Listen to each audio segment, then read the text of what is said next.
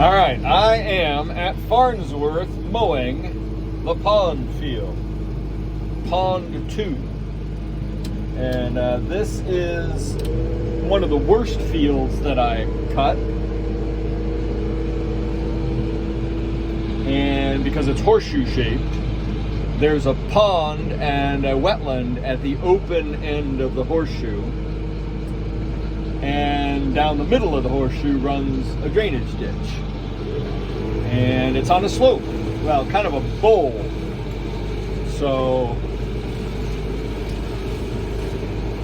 all sloping down to the ditch in the middle. And it's weedy as heck.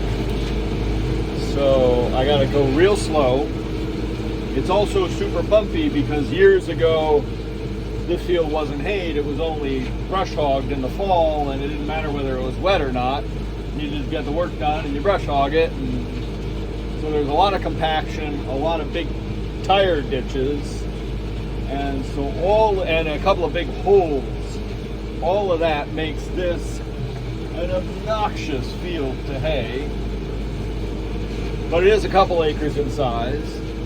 And I would like to test the baler before I go cutting better quality silage in a bigger field. It's also really wet right now, so I'm only able to cut,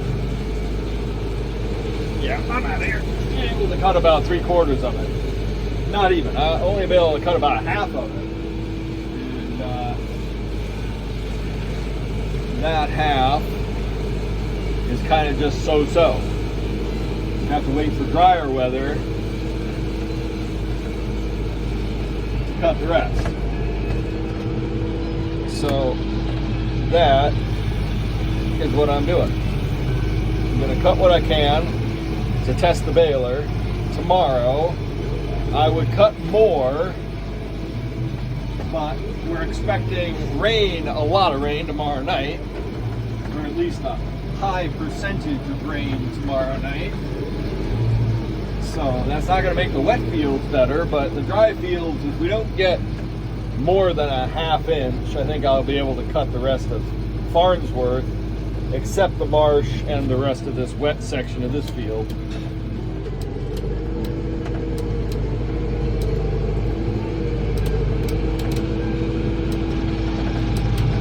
Still haven't got the balance of the how to use the 3-point hitch on this mower to get it just lift up and set down where I need it without fiddling. I constantly got to look at it.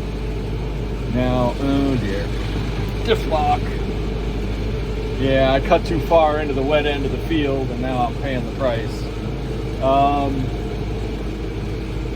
This field needs drainage. I was just talking to the landowner about that. We may be coming up with a plan. We say that each year, but one of these years I actually got to take control of the situation and get the drainage done, because these fields could be way more productive and way better and fertile and easier on me and my equipment if if I invest some time and he's willing to invest a little money into it to improve everything. So that would be great. Well, we just got to get it done before I'm willing to commit. This is one of the worst ends right here at the top of the horseshoe, because there's these two big divots in the ground, massive holes that were part of a foundation to an old building, or I guess the original house that was on this land in the 1700s. And I'd like to fill them in, but there's some historic sentiment, I think, about that, so I'm not sure I'm going to get my way, although they are tractor-eating size holes. And I also did not do what I really needed to do, which was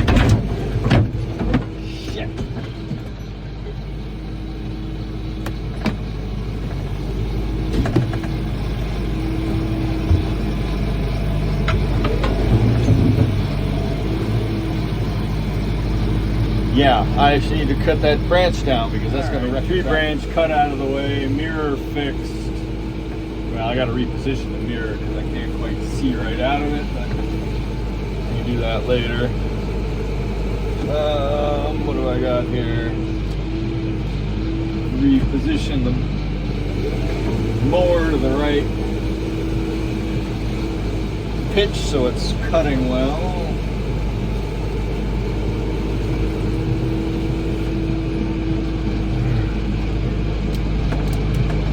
No.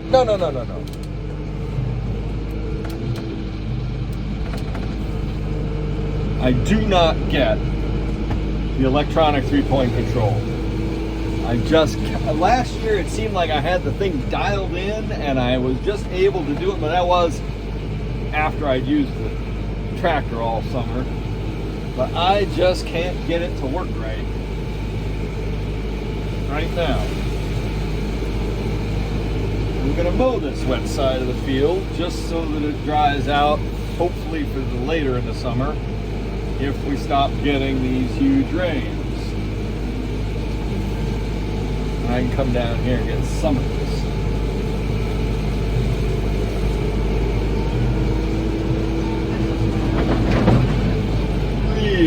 Really need to make time to get over here and cut these branches out of the way. You know, if the day was 36 hours long, I still wouldn't have enough hours in a day to do what needs to be done.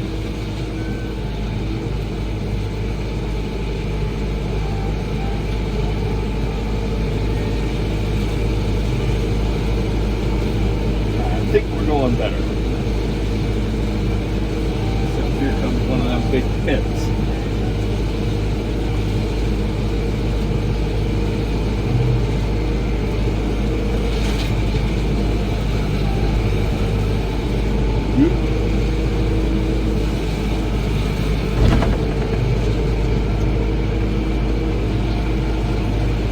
And this field is taking me twice as long to cut because I'm only going 3 miles an hour or less in places.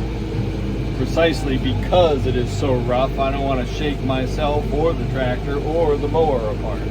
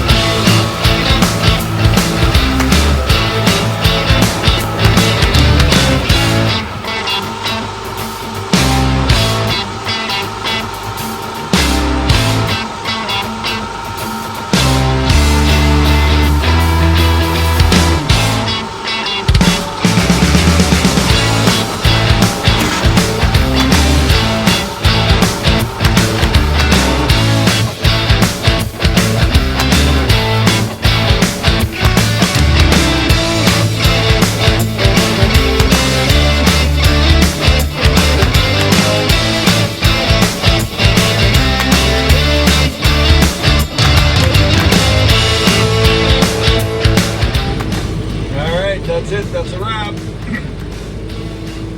Got this field done as much as I can do given how wet it is. I'm going to drop off the mower. I'm going to check the knives because I did hit a couple of stones. see if they need flipped or sharpened or whatever. And then I gotta work on the baler, see if I can resolve some of what's been going on with it. Basically, it was just the door seeming, the tailgate, like it was open when it wasn't. And that prevents it from tying, prevents it from finishing a bale, tells me the bale's done when it isn't. Yeah, it's a host of issues caused by that. Bale not getting to the correct size. Everything that happened the other day that I was fighting, except for plugging it with mud, that was my own fault. Yeah, if I can figure out what the heck's going on. I managed to get through all the last season, even though the gate was weird. I don't know what's going on this spring. I don't know what would have changed over the winter, necessarily, unless it's moisture or something.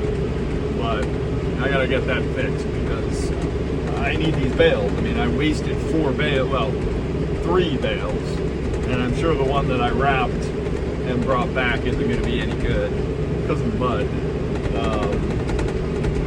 So yeah, I need, and because this week, so I'm going to do this tomorrow. Then we're going to have rain, and then there's going to be a 4 or 5 day period of dry weather, which I'm going to come back, finish cutting here, cut my buddy's field because it's starting to go by, and I got my other 2 big silage fields to do. And all that I gotta get done before it goes by, and then I probably have another couple of hay fields to cut for people. So gotta make sure that baler's working and dialed in. It's just too stressful and not fun to have to constantly be worried about whether it's going to tie and make a bale or not. I had this, that mound of stuff there was all plugged in here behind this scraper, which is really bent out of shape. And this bolt here won't come loose, and I'm afraid of stripping it. So I'm just doing what I can. But this is bent, so eventually that's going to have to come out and be straightened. I've had issues with this last summer too, but I'm just going to put it back in the way it is. But at least I got most of the debris out that was causing plugging. Every damn day, every time I come by, I look out there and see that stump, rotten old stump, and I think it's a cow laying on its side dead. Gets me every time.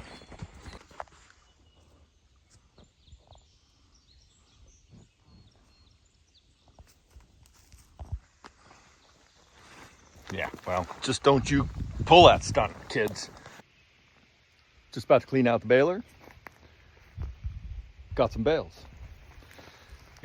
Got one more bale than I did in this field last year, and I actually baled less. So it was a little bit heavier crop, so thanks to fertilization and just timing and moisture. I'm not happy with the rake. The hay bob is causing me to miss. There's some bits of hay here. It's really hard to try and clean up. I managed to make it work last year with the smaller mower, but I think the bigger mower is a little bit wider and the windrows aren't bunched as close together. The swaths that the mower leaves aren't bunched as close together, so there's a little bit of an issue there. These are okay bales. This was really light crop. I mean, there was more hay here than last year, but it was light. I mean, the windrows were small. It would have been nice to have raked the windrows one more time together so I had half as many windrows. There's a little bit of a problem out there in the marsh. The other half of this marshy section was really wet, and I sunk way in, and really I almost thought I was going to get stuck. Fortunately, I didn't bale a lot of mud. There is some black here. This bale had to spin in the baler for a little while because I had to reset the twine to get an extra wrap of twine on it. So it heated up a little bit, but the sugars in the grass caramelized. So it smells great. I'm just gonna clean out the baler. There's a muddy chunk of garbage here.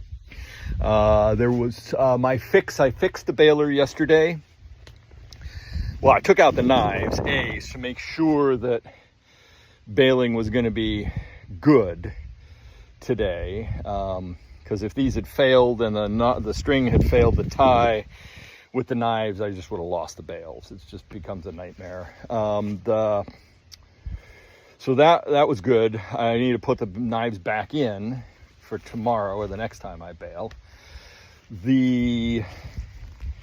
What else did I do yesterday? I took the knives out. I cleaned it because I hadn't cleaned it last time because all the mud, I was waiting for the mud to dry out. And then I also changed the tailgate sensor here.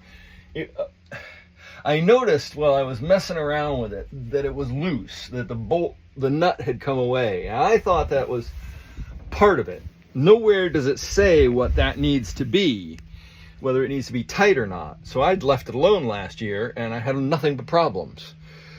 So I think what's happening, so I tightened it down yesterday, figuring, well, that sensor really shouldn't move. When the tailgate's closed, it reads against this plate here, and that tells it that tells the computer that the gate's closed.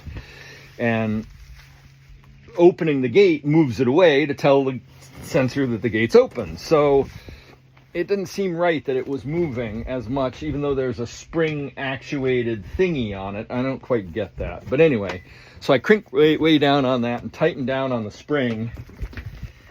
And I only had one issue where it thought the gate was open, and I think that may have been this little bit of grass right here was up against this and got in here.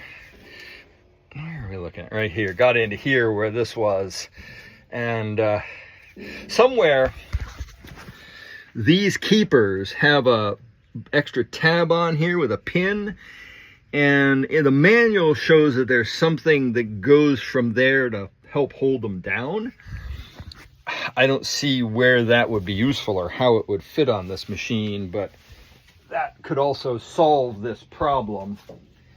But anyway, I'm really happy. I got 4 bales that tied pretty much effortlessly, and I'm gonna finish cleaning the baler, get these home, and get them wrapped. Trixie's calving or due. Seems like she's calving or gonna calve today, so I want to be home for that if I can. So yeah, this is all good. I'm just gonna blow this thing down. I also used a infrared temperature proby thing to check the temperature of the bearings and everything. Everything was real good, so nothing's overheating. Yeah, I cut this yesterday and baled it today. So, like I said, it was a little bit light, and there were some muddy areas in the headlands. Otherwise, I kind of wish I'd cut more grass so I could keep baling today. Anyway, gonna get busy on it and get home. All right, I'm desperate to have lunch, but I am wrapping these bales. Just gone 3:30.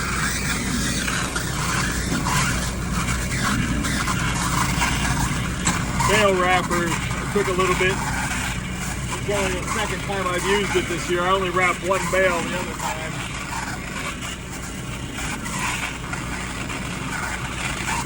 Just getting the cobwebs out of it. The sensor didn't want to read, so I had to polish it up.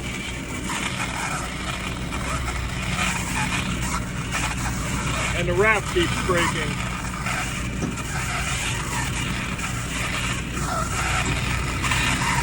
This was the last roll of last year's gloss wrap. This is a little thicker than normal.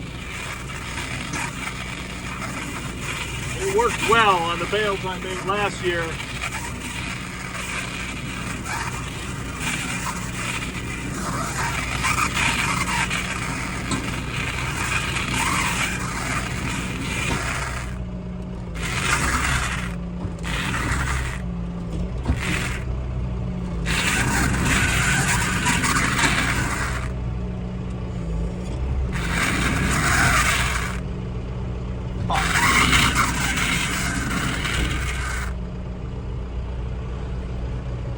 Well, again,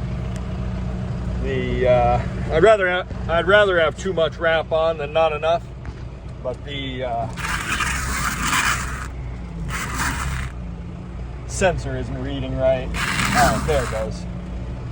Now, dumping this is a chore. Oh wait, yeah, twist this.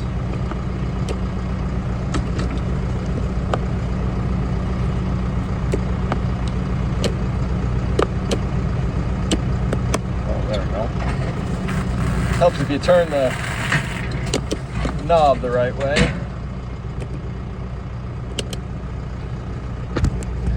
All right, there's another third bale done. I'm gonna go ahead and put on the last little bale and get it wrapped. So yeah, a little ridiculous spending the time to wrap just 4 bales, but it's 4 bales I didn't have this morning. And it was a good test of all the equipment and get everything ready, because next time there may be a lot more bales, I hope. The baler seemed to be working good. The wrapper is working. I'm gonna have to get more wrap. I think I have 3 or 4 more rolls of sun film, which is a budget wrap. It worked okay. I didn't have any manky bales last year, so I can't complain. I do think that with the stemmy nature of the fields and some of the brushy stuff, certainly for first cut, I'd like to get there's a wrap out there, I think it's called Bale Tough, that is slightly more, I don't know, elastic or durable or something. Anyway, it's supposed to be better for stemmy hay.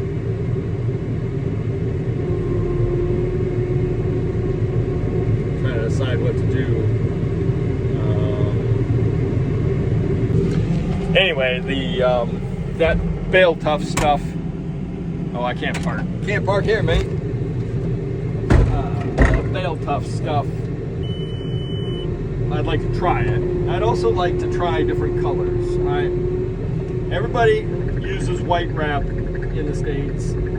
Some people in the South have tried black wrap, but black wrap isn't favored because they think it overheats the bales. But I think black wrap would be the perfect thing for here for winter, because on those cold days when the bales are frozen, I think the black wrap would keep them from freezing, at least the outer layers, which can be a pain when the net or the twine freezes in the bale. So black wrap, I'd like to try it, but it's hard to come by. Green wrap, I wouldn't mind having just be able to identify different fields, different cuts, I don't know. Anyway, spray painting them like I did last year works too.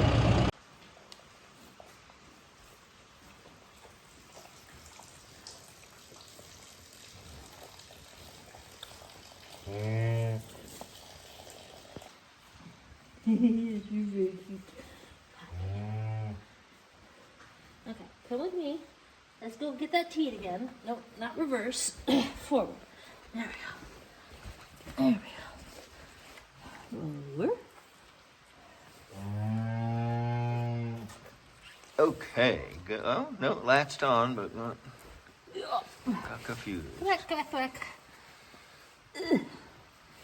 Why are you pushing back? You clearly know. Come on, boy. Put your head down. I'm stuck being dense. Look, teat. There we go.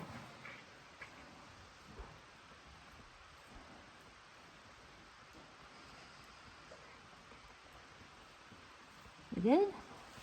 Okay.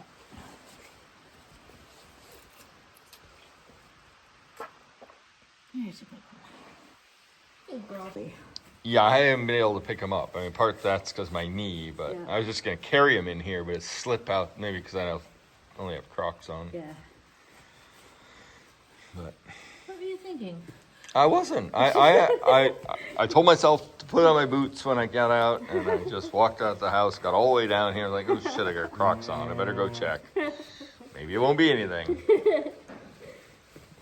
Okay, please stop trying to suckle me. Here, look. Four teats and waiting. Come on. Come here. Come on, baby.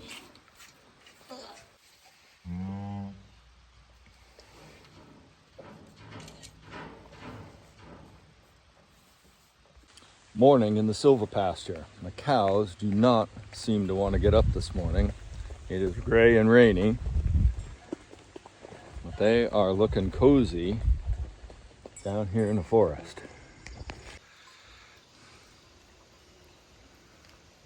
Come on, ladies, time to head up to the parlor. I know, sweetie, there's no fly control down here. They're coming.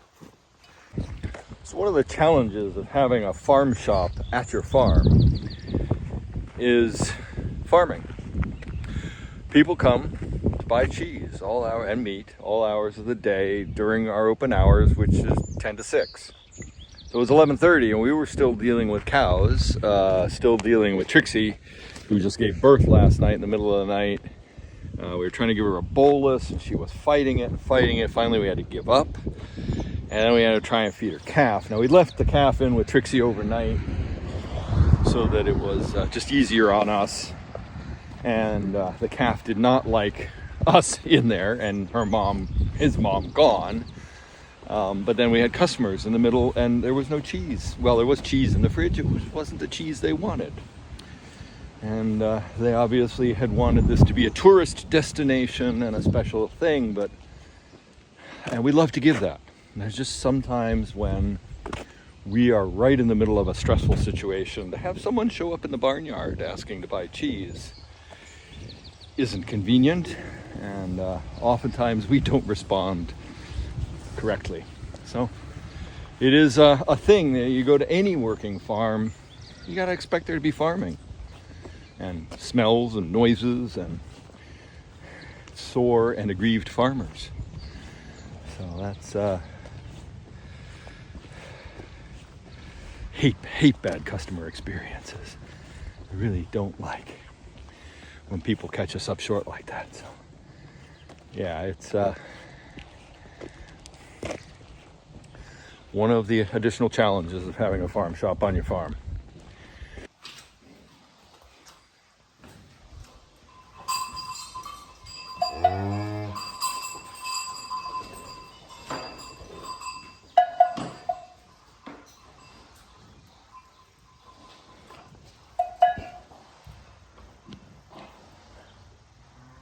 All right, it is June 19th and I am finally getting around to spreading a little seed.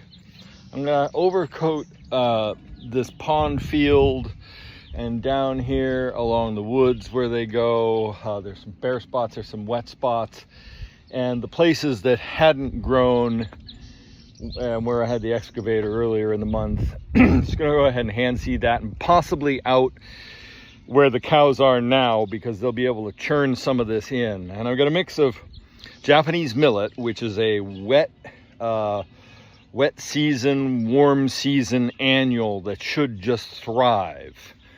And you can plant it in July and be able to graze it twice in the summer. So I'm hoping that by planting in the mid-June, we'll at least in our climate get 2 grazings out of it. Japanese millet is sometimes referred to as barnyard grass because it's the grass that tends to grow in those little areas around your barn where you might turn cows out more often. It gets churned. It's an annual. It loves a hot season. I haven't seen it yet up.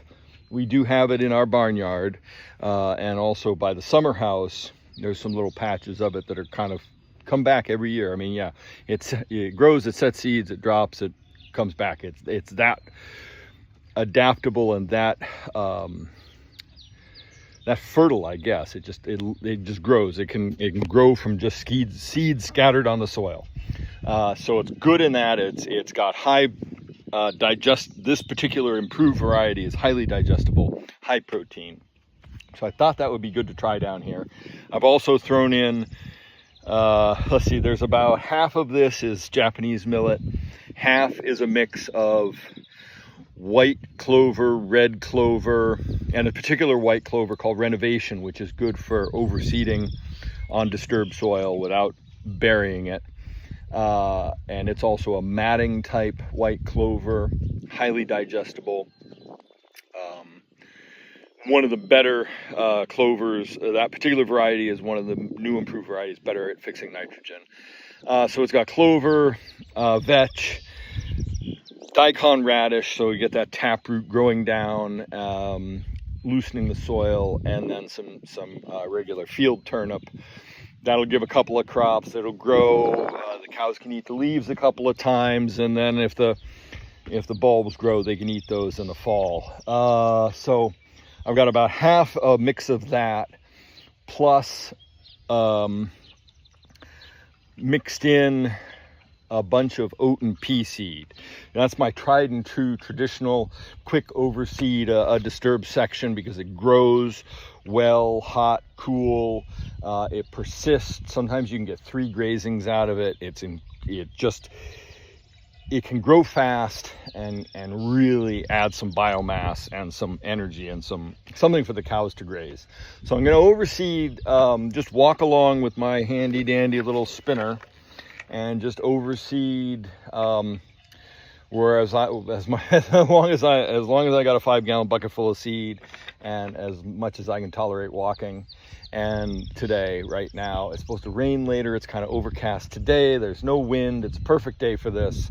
And then that's basically how all of these fields down here in the forest were sown. It was just me scattering seed on top of soil after the pigs had been in, after I'd leveled it out with the skid steer, whatever. And they've come up well. So we're gonna give this a shot and hope that some of this millet takes hold fast and grows in the spaces in between the other grasses. I'm not worried about it out competing the other grasses. The other grasses are well established.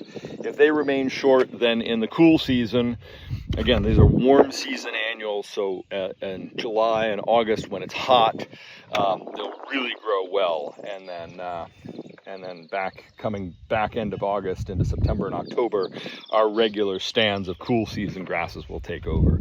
And so I'm just nervous that the cool season grasses, it's supposed to be in the upper 80s and 90s next week. That will just stall the cool season grasses.